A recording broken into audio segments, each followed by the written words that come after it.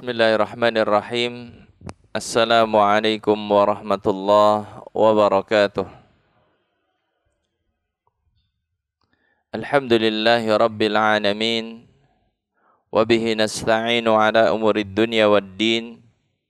Wassalatu wassalamu ala ashrafil anbiya wal mursalin. Nabiyyina Muhammadin wa ala alihi wa sahbihi ajma'in. Ya ayyuhalladzina amanu taqullaha haqqa tuqatih wa la tamutunna illa wa antum muslimun.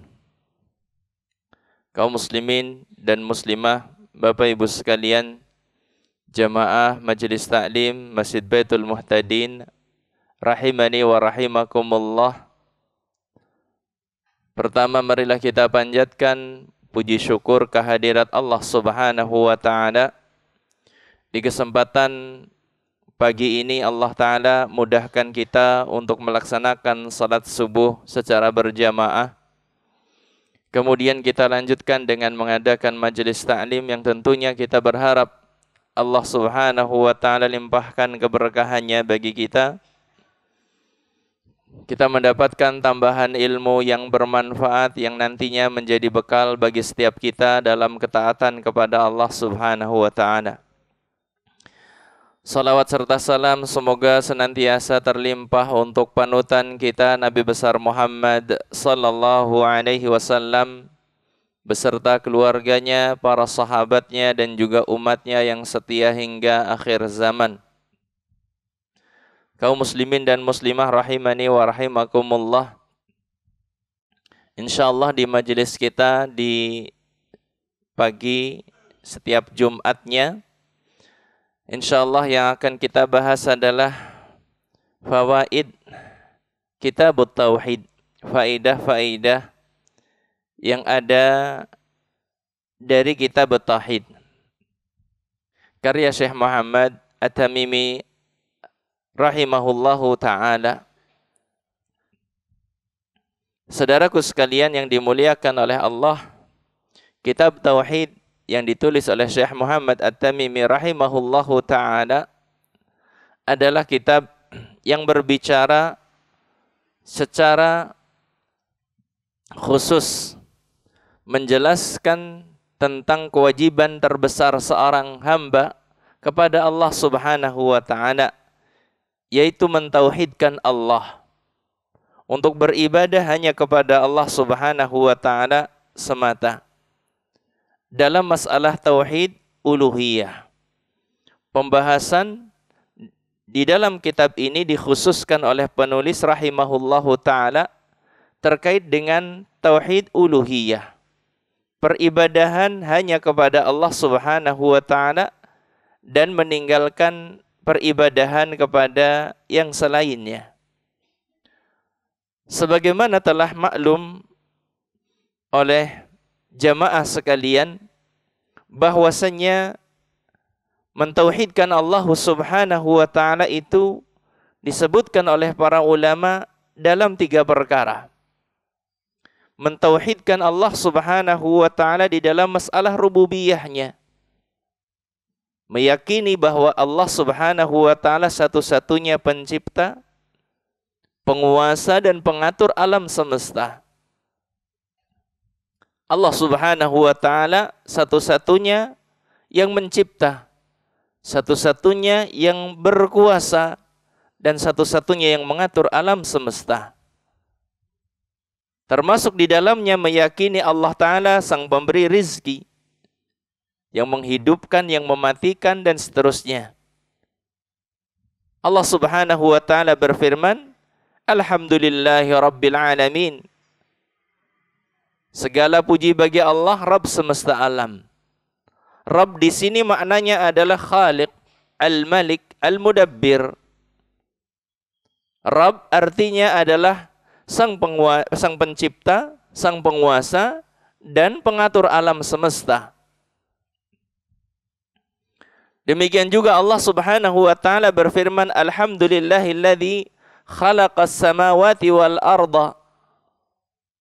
Dialah Allah Subhanahu wa ta'ala yang telah menciptakan langit dan bumi. Wa ja'ala adh-dhulumati wan nur. Dan Allah Ta'ala telah menciptakan berbagai macam kegelapan dan juga yang telah menciptakan cahaya.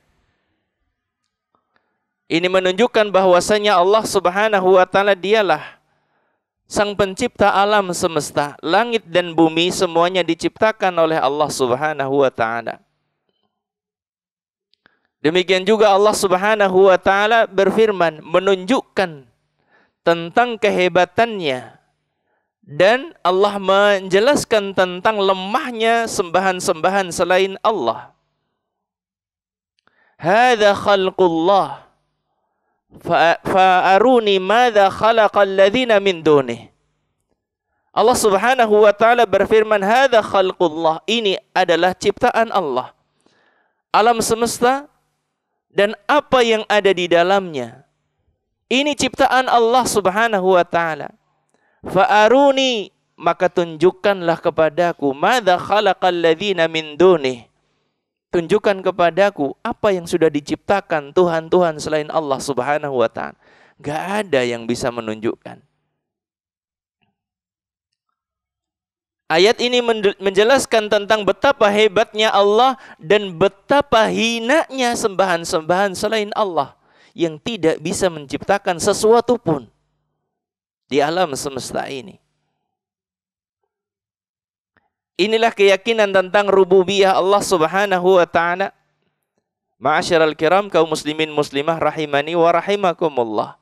Namun perlu diketahui, keyakinan tentang rububiyah ini, keyakinan tentang bahwa Allah satu-satunya pencipta, penguasa dan pengatur alam semesta adalah keyakinan yang ada pada diri setiap manusia. Sebagaimana ini, keyakinan yang semacam ini ada pada diri orang-orang musyrik. Ketika ditanyakan kepada mereka siapa yang menciptakan langit dan bumi, mereka mengatakan Allah. Siapa yang menghidupkan, mematikan, mereka mengatakan Allah. Siapa yang menciptakan diri mereka, mereka pun mengatakan Allah.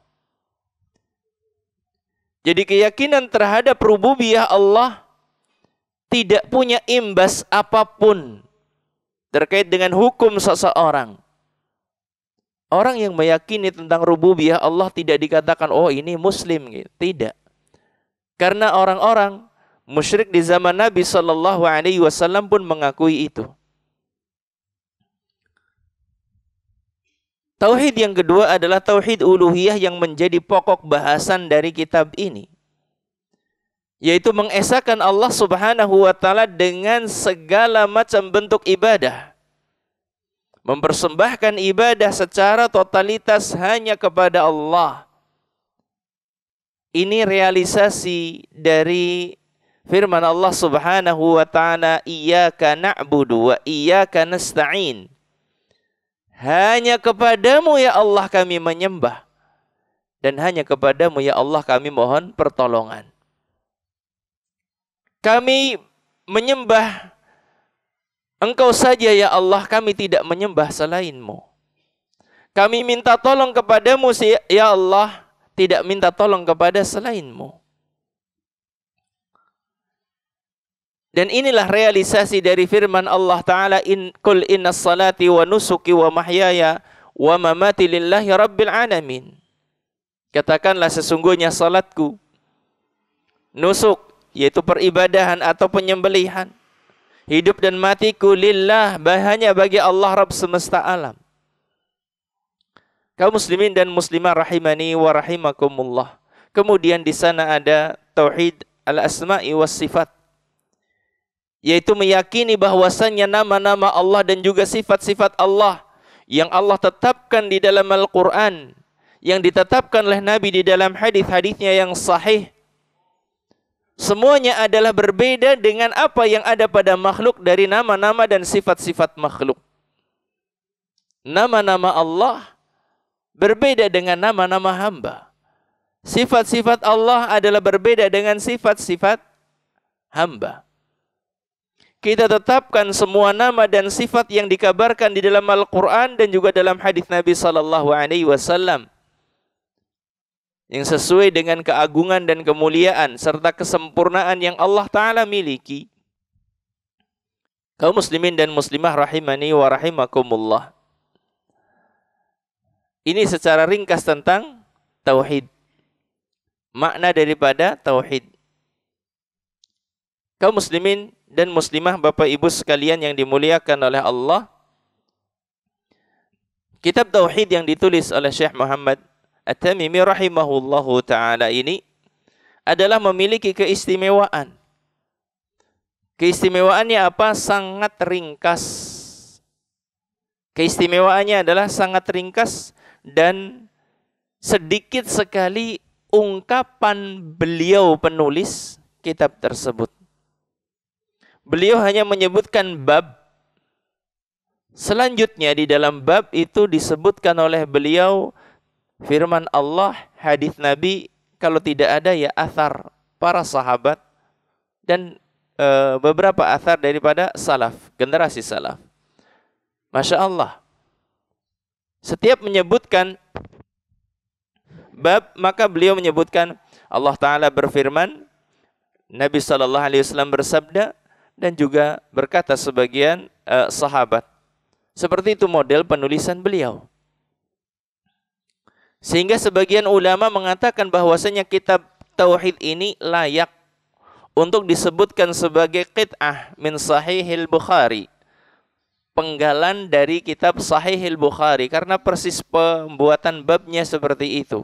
Mirip banget dengan metode Imam Bukhari di dalam pembuatan bab-bab di dalam kitab sahihnya. Kaum muslimin dan muslimah rahimani wa rahimakumullah.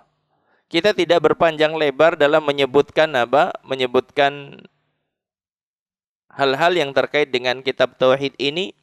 Kita ingin memberikan ringkasan saja pembahasan-pembahasan yang disebutkan di dalam kitab tauhid ini. Metode kita dalam mengkaji apa-apa yang ada di dalam kitab ini adalah dengan menyebutkan ayat, kemudian menjelaskan makna ayat tersebut, dan setelahnya adalah menjelaskan faidah-faidah yang bisa dipetik dari ayat tersebut atau hadis yang dinukilkan oleh penulis rahimahullahu ta'ala. Kita masuk kepada pembahasan yang pertama setelah menyebutkan kitabut tauhid. Maka beliau menyebutkan qala Allah Ta'ala berfirman, wa ma khalaqtul jinna wal insa illa liya'budun ma uridu minhum min rizqin wa ma uridu ay yut'imun innallaha huwar razzaqu dzul quwwatil matin. Dalam surat Az-Zariyat ayat yang ke-56 sampai 58. Allah Ta'ala berfirman, wa ma khalaqtul jinna wal insa illa liya'budun. Dan aku tidak ciptakan jin dan manusia kecuali untuk mereka beribadah kepadaku. Ma uridu minhum min rizqin wa ma uridu ayyut'imun. Aku tidak menginginkan, kata Allah, aku tidak menginginkan dari mereka rizki, dan aku tidak menginginkan dari mereka untuk memberikan makan kepadaku. Innallaha, sesungguhnya Allah, huwar razzaq, dialah sang maha memberi rizki. Dzul quwwatil matin, yang mempunyai kekuatan sangat kokoh. Kaum muslimin dan muslimah rahimani wa rahimakumullah.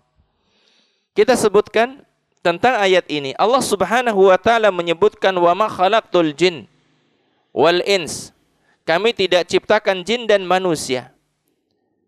Jin adalah alam gaib, mustatir, yang tidak terlihat oleh mata manusia. Jin adalah alam gaib yang tidak terlihat oleh manusia. Allah Subhanahu wa taala ciptakan jin itu dari lidah api, dari ujung api. Api yang menyala itu kan memiliki ujungnya ya. Apa namanya kalau kita? Ada api yang nempel di kayu misalnya, kemudian di ujungnya itu ilatnya api. Allah Subhanahu wa taala menyebutkan wa khalaqal janna mim marijim min nar. Allah Subhanahu wa taala menciptakan jin dari apa? dari marijim min nar, dari api yang bergejolak, api yang menyala-nyala, dari lidah apinya, dari ujungnya. Adapun manusia yang dimaksudkan adalah anak keturunan Adam. Semua anak keturunan Adam termasuk di dalamnya. Saudaraku sekalian yang dimuliakan oleh Allah, jin dan manusia asalnya adalah jin melihat manusia, manusia tidak bisa melihat jin. Ini pada asalnya semacam ini. Allah Subhanahu wa taala menyebutkan tentang bahwasanya jin itu bisa melihat manusia sementara manusia tidak bisa melihat jin. Innahu yarakum huwa wa qabiluhu min haitsu la tarawnahum. Sesungguhnya jin itu dan juga teman-temannya bisa melihat kalian. Dan kalian tidak bisa melihat mereka. Itulah bangsa jin. Allah Subhanahu wa taala ciptakan jin dan manusia tujuannya adalah liya'budun, untuk mentauhidkan Allah Subhanahu wa taala, untuk menyembah hanya kepada Allah dan kufur terhadap tuhan-tuhan selain Allah Subhanahu wa taala. Beribadah kepada Allah dengan segala macam bentuk peribadahan yang ada, karena peribadahan itu adalah lafaz yang cakupannya sangat luas, meliputi segala sesuatu yang dicintai dan diridhai oleh Allah Subhanahu wa taala, yang lahir maupun yang batin, semuanya adalah apa? Dikatakan sebagai ibadah.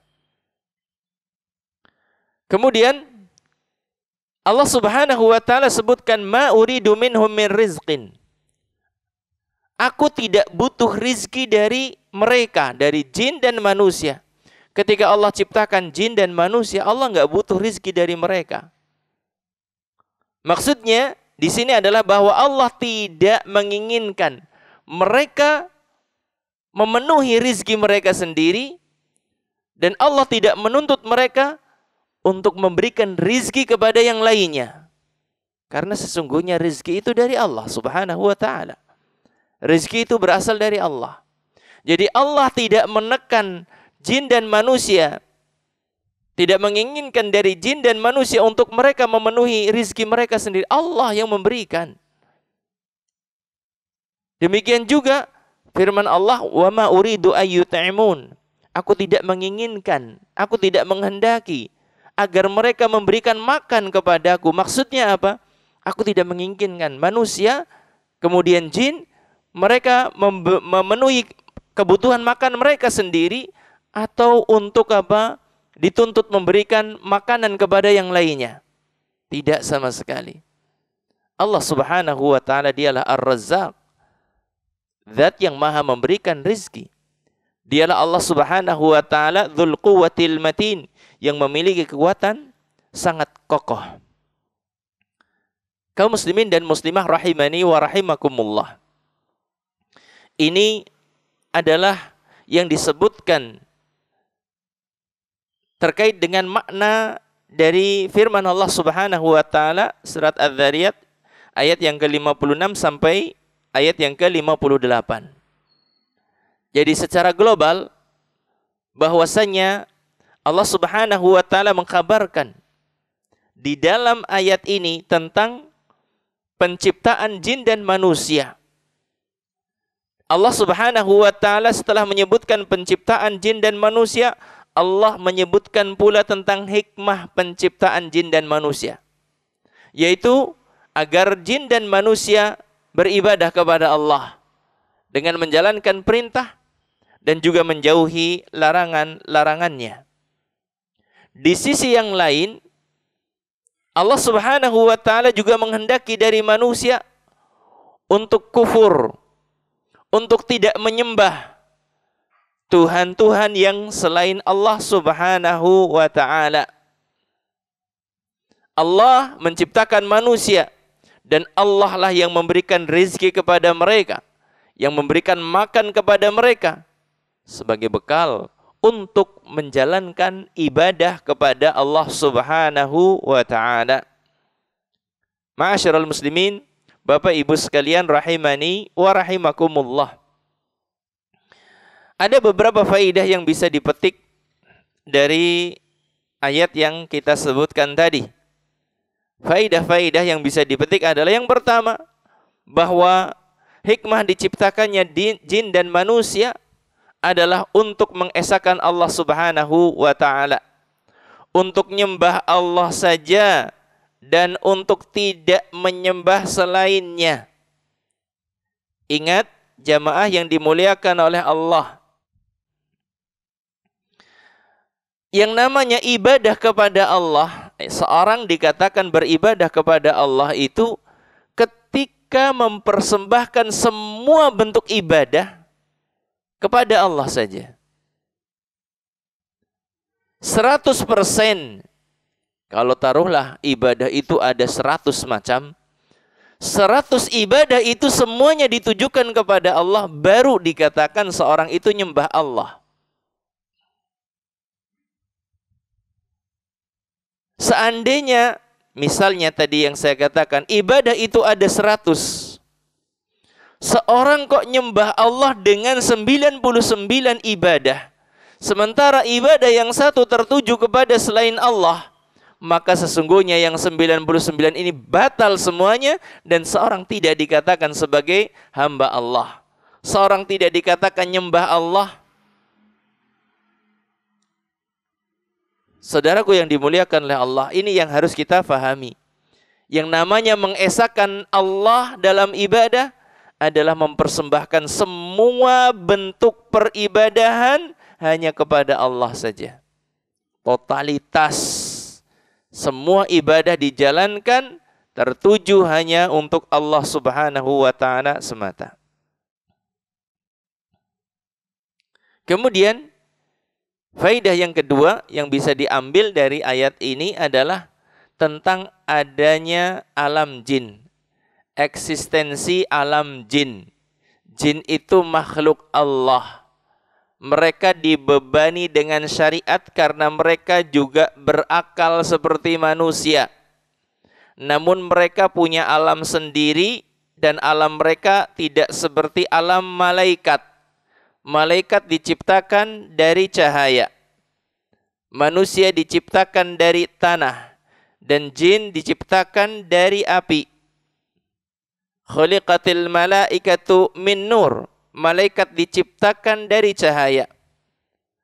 Wa khuliqatil janu min marijim min nar. Jin diciptakan dari api yang menyala-nyala. Wa khuliqa Adam mimma qad wusifa lakum.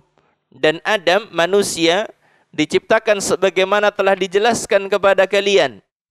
Manusia diciptakan dari apa? Dari tanah. Kaum muslimin dan muslimah rahimani wa rahimakumullah. Tadi kita sebutkan bahwasanya alam jin itu benar-benar ada karena Allah sudah menyebutkan, dan Nabi SAW juga pernah mendakwahi bangsa jin ketika diundang oleh sebagian jin untuk mendakwahi kaumnya. Maka saudaraku rahimani wa rahimakumullah, kita sebagai seorang muslim harus meyakini tentang adanya alam jin, tentang adanya alam jin. Faidah yang ketiga yang bisa dipetik dari ayat ini adalah sempurnanya ghina atau maha kayanya Allah Subhanahu wa ta'ala dari makhluk-makhluknya. Makhluk itu adalah fakir. Allah Subhanahu wa ta'ala adalah maha kaya. Allah Ta'ala sebutkan, antumul fuqara'u ilallah wallahu huwal ghaniyul hamid. Kalian semuanya adalah fakir. Fakir maksudnya membutuhkan kepada Allah. Wallahu, dan Allah Subhanahu wa ta'ala huwal ghaniyul hamid. Dialah Allah, zat yang maha kaya, yang maha terpuji. Kaum muslimin dan muslimah rahimani wa rahimakumullah. Kemudian selanjutnya, faidah yang bisa diambil dari ayat ini adalah bahwasanya Allah Subhanahu wa ta'ala merupakan Zat yang menanggung rizki semua makhluk. Semua makhluk yang Allah Ta'ala ciptakan rizkinya semuanya ditanggung oleh Allah. Allah Subhanahu wa Ta'ala berfirman, "Wa ma min dabatin fil ardi illa 'ala Allahi rizquha." Tidak ada makhluk melata di muka bumi melainkan Allah Subhanahu wa Ta'ala dialah yang menjamin rizkinya. Allah yang menjamin rizki semua hamba, semua makhluk, bukan hanya manusia saja. Semua makhluk ditanggung rizkinya oleh Allah Subhanahu wa Ta'ala. Dan manusia rizkinya itu tidak akan terputus kecuali kalau sudah mati. Rizki seorang tidak akan terputus kecuali kalau sudah mati. Inna ahadakum lan tamuta. Sesungguhnya seorang di antara kalian itu tidak akan mati. Dalam riwayat yang lain disebutkan lan takhruja minad dunya, tidak akan keluar dari dunia ini hatta tastawfiya rizqaha, sampai disempurnakan oleh Allah rizkinya. Jadi orang itu ketika mati memang rizkinya sudah disempurnakan oleh Allah. Seandainya ada sebutir nasi yang akan masuk ke dalam rongga perutnya, Allah sampaikan terlebih dahulu. Seandainya ada setetes air yang akan masuk ke dalam rongga perutnya, maka sesungguhnya Allah Ta'ala akan sampaikan kepada orang tersebut. Rizki itu akan datang mengejar kita, sebagaimana kematian juga akan datang mengejar kita. Tidak akan meleset. Kalau waktunya datang rizki, maka tidak akan ada seorang pun yang bisa menghalanginya. Tidak mungkin. Dan yang namanya rizki jamaah adalah sesuatu yang tidak mungkin diserobot oleh orang lain. Gak ada istilah rizki keserobot sama orang lain. Kalau sampai kemakan oleh orang lain berarti itu bukan rizki kita. Kalau sampai ada sesuatu yang didapatkan oleh orang lain berarti bukan rizki kita. Yang namanya rizki kita adalah apa yang kita makan, apa yang kita minum, apa yang kita pakai. Itulah rizki dari Allah Subhanahu wa Ta'ala. Kadang-kadang yang sudah kita dapat itu ternyata juga bukan rizki kita. Sudah kita dapat nih lelah, letih dan lain sebagainya, terus seperti itu berjuang. Sudah kita dapat ternyata bukan rizki kita. Di saat kita mati, itu rezekinya siapa? Ahli waris. Rezeki anak-anak kita. Padahal lelah letihnya siapa? Kita yang Masya Allah siang malam untuk mendapatkannya, ternyata itu rezekinya orang lain. Kaum muslimin dan muslimah rahimani wa rahimakumullah. Faedah yang kelima yang bisa dipetik dari ayat ini adalah ayat ini menetapkan dua di antara nama-nama Allah Subhanahu wa Ta'ala. Dua di antara nama-nama Allah Subhanahu wa Ta'ala, yaitu Ar-Razzaq dan Al-Matin. Asmaul Husna banyak jumlahnya. Di antaranya adalah Ar-Razzaq, zat yang maha memberi rizki. Al-Matin adalah zat yang maha kuat, maha kokoh.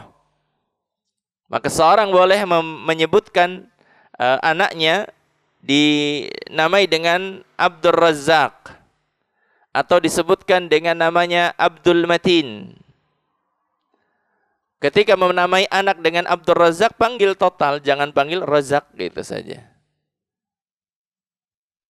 Lebih baik dipanggil dengan Dur daripada dipanggil dengan Razzaq. Karena Dur itu kan Abdur gitu maksudnya.